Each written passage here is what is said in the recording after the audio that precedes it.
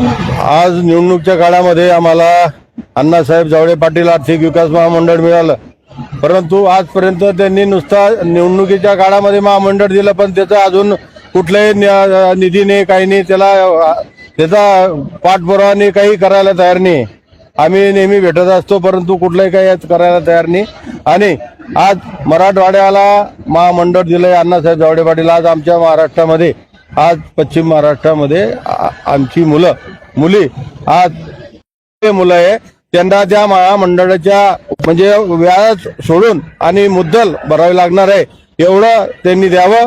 आणि त्यामुळे आमचा शेतकरी असेल, शेतकऱ्याला सुद्धा आम्ही मराठा समाजाच्या शेतकऱ्याला सुद्धा आम्ही त्या मंडळाच्या वतीनं आम्ही तिथे त्यांना कर्ज देऊ. आणि त्यामुळे शेतकरी सुद्धा उठून उभा राहील, विद्यार्थी सुद्धा उठून उभा राहील, आणि महिला सुद्धा आमच्या भगिनी, आमच्या विद्यार्थिनी ज्या आहेत त्या सुद्धा शिक्षणामध्ये शिक्षण घेतील आणि कुठे काहीतरी धंदा करतील. यासाठी ते महामंडळ लवकर हे करून आणि महामंडळ आम्हाला लवकरात लवकर दिलं पाहिजे, हे आमची मागणी आहे.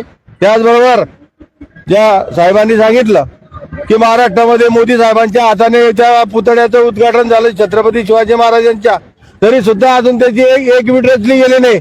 अरे कुठलं तुमचं सरकार, जो सरकार विरोधी असतील, सत्ताधारी असतील, काटा मारायचं काम तुम्ही बंद करा, जे बोललंय ते करा. आम्हाला लवकरात लवकर छत्रपती शिवाजी महाराजांचं स्मारक उभं राहिलं पाहिजे, नाहीतर पुढच्या काळामध्ये आम्ही महाराष्ट्रावर आंदोलन केल्याशिवाय राहणार नाही.